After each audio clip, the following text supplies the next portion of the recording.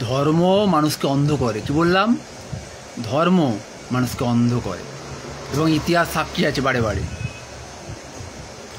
ধর্ম মানুষকে অন্ধ করে বলেই ধৃতরাষ্ট্রের জন্ম হয়েছিল এবং কুরু বংশ শেষ হয়ে গেছিল। আর সংস্কার এগুলো আসে কোথা থেকে? বিদ্যা, শাস্ত্র আগেকার দিনে ছিল, জ্ঞান এবং টেকনিকটাই এখনকার দিনে একটা ছোটোখাটো রিচুয়ালিস্টিক ভাষায়, যেটা আঞ্চলিক ভাষায় বলে, যেটা যে তন্ত্র বলে। তাই সংস্কার, আর্ট, আর্ট, আপনি যত বড়ই মেকানিক্যাল ইঞ্জিনিয়ার হন, যত বড়ই ডাক্তার হন, যত বড়ই শিক্ষিত যে কাজ পদেই থাকুন না কেন, যদি আপনার কাজ যদি আর্টিস্টিক না হয়,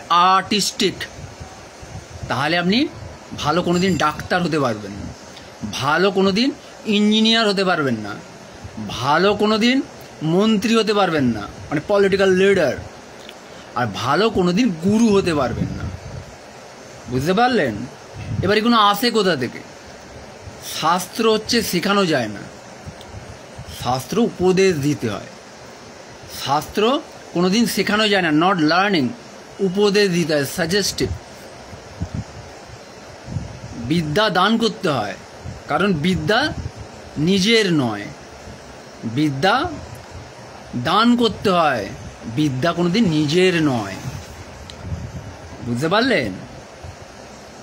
এবং অ্যাপ্লাইড টেকনিক হচ্ছে, যেটা আঞ্চলিক ভাষায় বলে, এটা আগেকার দিনে ছিল তন্ত্র বলে। টেকনিকটাই হলো তন্ত্র। তাই বিদ্যা হচ্ছে দান করতে হয়, বিদ্যা নিজের নয়। আর শাস্ত্র হচ্ছে শুনতে হয়, উপদেশ। এটা শাস্ত্রকে শেখানো যায় না। এবং এইগুলো থেকে আসে হচ্ছে সংস্কার। এই তিনটে থেকে আসে সংস্কার, আর্টিস্টিক, আপনার আচরণ, বিহেভিয়ার, সব এইখান থেকে আসে। সংস্কার তৈরি হলো, আপনি একটা আপলিফ্ট করছেন। আপনার কিসে আপলিফ্ট করছেন? আপনার নলেজ বেসড, জ্ঞানের উপরে। তার একটা কথায় আছে,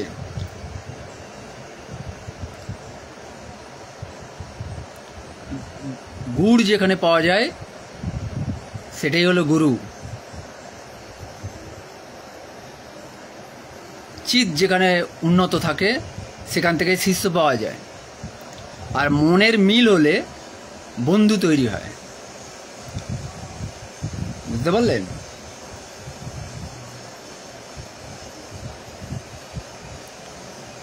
আর একটা কথা আছে, চোর কো দাসী, এই চোর কো কাশি, মানে চোরের যদি কাশি হয় আর গুরুর যদি দাসী থাকে, চোরের যদি কাশি হয় আর গুরুর যদি দাসী থাকে, এটা কিন্তু মানে যখন তখন বিপজ্জনক রূপ নিয়ে নেবে। চোরের যদি কাশি হয় আর গুরুর যদি দাসী থাকে, যখন তখন বিপদে পড়তে পারে। বুঝতে পারলেন? এটা অনেক বড় ভাইটাল এইগুলো কথা। গুড় যেখানে মিলবে সেটাই হলো গুরু, সেখান থেকে গুরু পাওয়া যায়। চিত যেখানে উন্নত হয় সেখান থেকে শিষ্য তৈরি হয়।